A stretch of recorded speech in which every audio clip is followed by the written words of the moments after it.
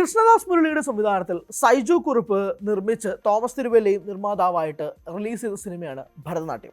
ഭരതനാട്യം തിയേറ്ററുകളിലേക്ക് വന്ന് അത് ഒരു ലോക ഫ്ലോപ്പ് സിനിമയായിട്ട് മാറി.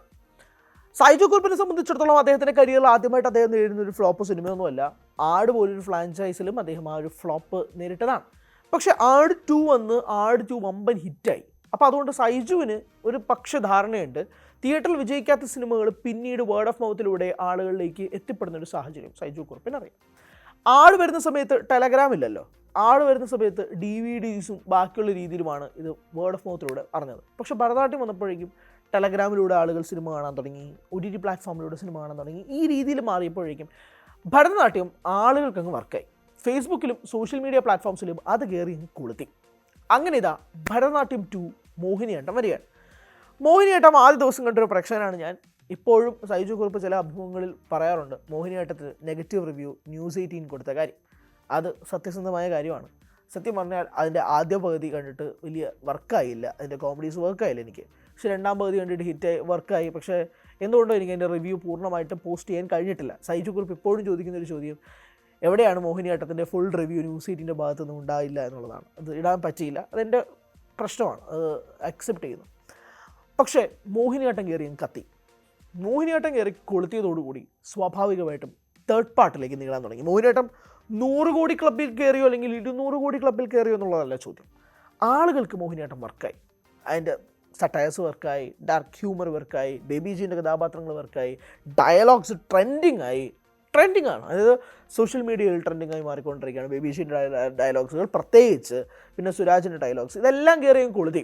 ആൻഡ് മോർ ഓവർ സെക്കൻഡ് പാർട്ടിന് വേണ്ടി എടുത്തൊരു സിനിമയായിട്ട് മോഹിനിയാട്ടം ഫീൽ ചെയ്തില്ല എന്നുള്ളതാണ്. അത് കൃഷ്ണദാസ് മുരളിയുടെ കഴിവാണ്. അദ്ദേഹത്തിന് ആ സ്ക്രീൻ പ്ലേയിൽ കൃത്യമായിട്ട് ഒരു സെക്കൻഡ് പാർട്ട് ബിൽഡ് ചെയ്യാനുള്ള ഒരു സ്പേസ് ഒരുക്കി വേറൊരു ടെറൈനിൽ സെറ്റ് ചെയ്തു ആ പടം. ഇത് ശ്രീജ രവിയുടെ കഥാപാത്രത്തിൻ്റെ സ്ഥലത്ത് സെറ്റ് ചെയ്ത് ഒരു പുതിയ ആളുകളെ കീപ്പ് ചെയ്ത് കൊണ്ടുവരാൻ ആ സിനിമയ്ക്ക് കഴിഞ്ഞു. അതുകൊണ്ട് തന്നെ ഒരു ഫ്രഷ് സബ്ജക്റ്റ് ഉണ്ടായിരുന്നു അതിനകത്ത് കൃത്യമായ രാഷ്ട്രീയം സംസാരിക്കുന്നുണ്ട്, സെറ്റാർ സംസാരിക്കുന്നുണ്ട്, പല രീതിയിൽ സംസാരിക്കുന്നുണ്ട്. ഭയങ്കര രസം. പിന്നെ വിനയ് ഫോർട്ടും കൂടെ ലാസ്റ്റ് കയറി വന്നിട്ട് പടം കത്തിച്ചു വിട്ടു. അപ്പോൾ ഇതാണ് മോഹിനിയാട്ടം സംഭവിച്ചു. അപ്പോൾ മോഹിനിയാട്ടം തിയേറ്റർ അങ്ങ് വർക്കായി. കാരണം ഭരതനാട്യത്തിന് തിയേറ്ററിലേക്ക് വരാത്ത ഓഡിയൻസ് മോഹിനിയാട്ടത്തിലേക്ക് വന്നു. അതാണല്ലോ സംഭവിക്കുന്നത്. ഇതേ ഇപ്പോൾ തേർഡ് പാർട്ട് ഇറങ്ങുകയാണ്. തേർഡ് പാർട്ടിന് കുച്ചിപ്പുടി എന്ന് പേര് പലരും ഇട്ടു, ഡിസ്കോ ഡാൻസ് എന്നൊക്കെ പറഞ്ഞൊരു പോസ്റ്റർ വരെയൊക്കെ ഞാൻ കണ്ടതാണ്. പക്ഷെ അതൊന്നുമല്ല. തേർഡ് പാർട്ടസ് രാസലീല വരുമ്പോൾ സ്വാഭാവികമായിട്ടുണ്ടാകുന്ന ചോദ്യം, ഈ ലീല ആര് എന്നുള്ളതാണ്. കാരണം ഭരതനാട്യത്തിൽ ഭരതൻ ആണല്ലോ ആ കഥാപാത്രം, സായികുമാറിൻ്റെ കഥാപാത്രമാണല്ലോ, അതാണ് ഭരതനാട്യം. രണ്ടാം ഭാഗത്തിൽ മോഹിനിയാണ്, അതാണ് മോഹിനിയാട്ടം. മൂന്നാം ഭാഗത്ത് രാസലീല വരുമ്പോൾ, രാസ എന്നൊരു പേരും ഞാൻ കേട്ടിട്ടില്ല, രാസ എന്നൊരു പേരുണ്ട്, ശരിയാ, രാസയുണ്ട്, ലീലയുണ്ട്. ഇനി രാസയും ലീലയും കൂടെ ചേർന്ന് എന്തെങ്കിലും ആണോ രാസലീല, അതോ ലീലയുടെ കഥയാണോ എന്നതിനെ പറ്റിയുള്ള ചോദ്യങ്ങളൊക്കെ നിൽക്കുകയാണ്. കഴിഞ്ഞ ദിവസമാണ് ഇതിൻ്റെ സക്സസ് സെലിബ്രേഷൻ നടന്നത്. അതായത് മോഹിനിയാട്ടത്തിൻ്റെ സക്സസ് സെലിബ്രേഷൻ നടത്തിയത്. അവിടെ വെച്ചാണ് ഇവരിത് ഒഫീഷ്യലി അനൗൺസ് ചെയ്യുന്നത്. അപ്പോൾ ഇതിന് മുന്നേ തന്നെ തലേ ദിവസം ഒരു പോസ്റ്റർ ഇട്ടിരുന്നു, തേർഡ് പാർട്ടിൻ്റെ ഒരു അനൗൺസ്മെൻറ്റ് ഞായറാഴ്ച ഉണ്ടാകും എന്നതായിരുന്നു പോസ്റ്റർ. പക്ഷേ ഇതിങ്ങനെ അനൗൺസ് ചെയ്യുമ്പോഴേക്കും സ്വാഭാവികമായിട്ടും ഭീകര ഹൈപ്പ്, രാസലീലയ്ക്ക് ഭയങ്കരമായ ഹൈപ്പ് ഇപ്പോൾ സോഷ്യൽ മീഡിയയിൽ നിൽക്കുകയാണ്. എന്തുകൊണ്ട് ആ ഹൈപ്പ്? കൃഷ്ണദാസ് മുരളി കോമ്പിനേഷൻ വരുന്നു, തോമസ് തിരുവല്ല പ്രൊഡക്ഷൻ, സൈജു കുറുപ്പിൻ്റെ പ്രൊഡക്ഷൻ. സൈജു കുറുപ്പ് നായകനായിട്ട് വരുന്നൊരു സിനിമ എനിക്ക് തോന്നുന്നു ഇത്ര വലിയ ഹൈപ്പിൽ ഒരു പടം വരുന്നത് രാസലീലയാണ്. സൈജു കുറുപ്പിൻ്റെ നേരത്തെയും തലേ ദിവസങ്ങളിലൊക്കെ നായകനായിട്ട് വരുന്ന സിനിമകളുടെ അനൗൺസ്മെൻറ്റ് ഉണ്ടായിരുന്നു, അതൊന്നും വലിയ ഓളൊന്നും ഉണ്ടാക്കിയില്ല. പക്ഷേ ഭരതനാട്യം 3 എന്ന് പറയുമ്പോഴേക്കും അതിൻ്റേതായ ഒരു ഫാൻ ബേസ് ഉണ്ട്, ആ പടത്തിന് അതിൻ്റേതായ ഒരു ഫാൻ ബേസ് ഉണ്ട്. ആ ഫാൻ ബേസിന് എങ്ങനെയായിരിക്കും ഇതിൻ്റെ കഥ, എങ്ങനെയായിരിക്കും ഇതിൻ്റെ വേൾഡ് ബിൽഡിങ്, പുതിയ ആളെങ്ങനെയാണ്, ഭരതന് വേറൊരു ഭാര്യയുണ്ടോ, വേറൊരു കുടുംബമുണ്ടോ, ഇങ്ങനെയാണോ പോവുക, ഇപ്പോൾ സുരാജിനെ പോലുള്ള പുതിയ കഥാപാത്രങ്ങൾ എന്തെങ്കിലും രാസലീലയിലുണ്ടാകുമ്പോൾ തുടങ്ങി നിരവധി ചോദ്യങ്ങൾ എങ്ങനെയാണ്. ബട്ട് ഇതൊരു പേഴ്സണൽ സന്തോഷത്തിനേക്കാൾ കൂടുതൽ, ഒരു തേർഡ് പാർട്ട് വരുന്നതിൻ്റെ സന്തോഷത്തെക്കാൾ കൂടുതൽ ആദ്യ ഭാഗം പരാജയപ്പെട്ടതിൻ്റെ രണ്ടാം ഭാഗം ഹിറ്റടിച്ചിട്ട് അതിനൊരു മൂന്നാം ഭാഗം വരുമ്പോൾ ഉണ്ടല്ലോ, ഈ തോൽവിയിൽ നിന്നും തുടങ്ങുന്നവൻ്റെ ഒരു സന്തോഷമുണ്ട് അതിനകത്ത്.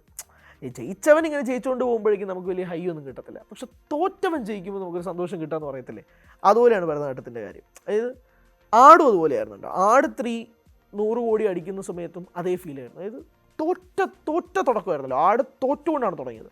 അവിടെ നിന്ന് തേർഡ് പാർട്ട് 100 കോടി അടിക്കുമ്പോഴേക്കും ആ ഒരു ആർക്കുണ്ട്, ആ ഒരു ആർക്ക് തന്നെയാണ് ഭരതനാട്യത്തിൽ ഫീൽ ചെയ്യുന്നത്. ആൻഡ് ഡെഫിനറ്റ്ലി ഭരതനാട്യം 3 രാസലീല 100 കോടി അടിക്കണമെന്നുള്ള ആഗ്രഹം ഒരു പ്രേക്ഷകൻ എന്ന രീതിയിൽ എനിക്കുണ്ട്. കാരണം ചുമ്മാ ഒരു തേർഡ് പാർട്ട് ഇറക്കുമെന്ന് ഞാൻ വിശ്വസിക്കുന്നില്ല. കാരണം സെക്കൻഡ് പാർട്ട് കണ്ടതിൻ്റെ ഒരു പശ്ചാത്തലത്തിലാണ് ഞാൻ പറയുന്നത്. Second part was not forced. ചില പടങ്ങളൊക്കെ ഫോഴ്സ്ഡ് ആയിട്ട് സെക്കൻഡ് പാർട്ട് എടുക്കുന്നത് കണ്ടിട്ടുണ്ട്, ഫോഴ്സ്ഡ് ആയിട്ട് തേർഡ് പാർട്ട് എടുക്കുന്നത് കണ്ടിട്ടുണ്ട്. പക്ഷേ ഇതൊരു ഫോഴ്സ്ഡ് പരിപാടിയല്ല. കൃത്യമായ പ്ലാനും സ്ക്രീൻ പ്ലേയും വെച്ചിട്ടായിരിക്കും അവർ തേർഡ് പാർട്ട് ഇറക്കുക എന്നുള്ള ഒരു തോട്ട്, ഒരു ഇൻറ്റ്യൂഷൻ, ഒരു ഗട്ട് ഫീലിംഗ് ഉണ്ട്. അത് ഉണ്ടാക്കിയെടുക്കാൻ കഴിയുമെന്ന് വിശ്വസിക്കുന്നു. സൈജു കുറുപ്പ് ഇന്ന് ഭരതനാട്യം എടുത്തപ്പോഴുള്ള സൈജു കുറുപ്പല്ല, മോഹിനിയാട്ടം ഇറങ്ങിയപ്പോഴുള്ള സൈജു കുറുപ്പും അല്ല. സൈജു കുറുപ്പിൻ്റെ പേരിൽ പല പല ഇൻവെസ്റ്റേഴ്സ് വരുന്നു, പ്രൊഡ്യൂസേഴ്സ് വരുന്നു, അതും സൗത്ത് ഇന്ത്യയിൽ പ്രധാനപ്പെട്ട പല നിർമ്മാതാക്കൾ വരുന്നു. സൈജു കുറുപ്പിനെ വെച്ച് പണം ചെയ്യാൻ അവർ തയ്യാറാകുന്നു. The lead role. സൈജുവിന് ഒരു സ്ട്രഗ്ലിംഗ് ഫേസ് ഉണ്ടായിരുന്നല്ലോ, പ്രത്യേകിച്ച് സിനിമയുടെ തുടക്കകാലങ്ങളിൽ സിനിമകൾ ചെയ്തുകൊണ്ടിരിക്കുന്ന സൈജു ആസ് ലീഡ് റോൾ. ആ സൈജു അല്ലല്ലോ ഇപ്പോൾ, മാറ്റമുണ്ട്. ആ ഒരു കരിയർ ഗ്രാഫ് ചേഞ്ച് ഉണ്ട്. ആ ചേഞ്ചിൽ രാസലീല ക്യാൻ ഡു വണ്ടേഴ്സ് എന്ന് ഞാൻ വിശ്വസിക്കുന്നു. ആൻഡ് കൃഷ്ണദാസ് മുരളി എന്ന സംവിധായകൻ മേലുള്ള വിശ്വാസവും തന്നെയാണ്. അപ്പോൾ ഇത് രണ്ടും ഉണ്ട്. മോഹിനിയാട്ടം വീണ്ടും ആവർത്തിക്കുന്നു. ഫസ്റ്റ് ഹാഫ് എനിക്ക് ഇങ്ങോട്ട് വർക്കായില്ല, അത് സത്യസന്ധമായിട്ടൊരു കാര്യമാണ്. പക്ഷേ സെക്കൻഡ് ഹാഫ് വർക്കായി. പക്ഷേ പിന്നീട് ഇതിൻ്റെ റിവ്യൂ പുറത്തുവിടാൻ പറ്റിയില്ല due to some technical issue. വീണ്ടും ആവർത്തിക്കുന്നു. അപ്പോൾ ജസ്റ്റ് ഒരു ഫണ്ണായിട്ട് എടുക്കുന്നുള്ളൂ. അപ്പോൾ അങ്ങനെ ഒരു സാഹചര്യത്തിൽ രാസലീലയും കൂടെ വരുമ്പോഴേക്കും വാട്ട് വിൽ ഇറ്റ് ബി എന്നുള്ളൊരു കൗതുകം സ്വാഭാവികമായിട്ടുണ്ട്. കൗതുകമാണല്ലോ, അതൊരു പെക്യുലർ ഫാക്ടറിൻ്റെ കൗതുകമാണ്. ആരാണ് ഇനി പുതിയൊരു സ്ത്രീ വരുമോ എന്നുള്ളൊരു ചോദ്യം. കലാരഞ്ജനിയും ശ്രീജാരവിയും പുതിയൊരു സ്ത്രീ വരുമോ, അതിലേക്കുള്ള വേൾഡ് ബിൽഡിംഗ് എങ്ങനെയായിരിക്കും എന്നുള്ളൊരു ചോദ്യങ്ങൾക്കൊക്കെയാണ് രാസലീല ഉത്തരം നൽകുമെന്ന് പ്രതീക്ഷിക്കുന്നത്. ഇതിൻ്റെ ഷൂട്ടിൻ്റെ കാര്യങ്ങളെക്കുറിച്ചുള്ള വ്യക്തമായ ധാരണ ഒന്നും കിട്ടിയിട്ടില്ലെന്നാണ് മനസ്സിലാക്കുന്നത്. But still the hype is on. കൂടുതൽ വാർത്തകൾക്ക് news 18 Keralam YouTube channel subscribe ചെയ്യുക.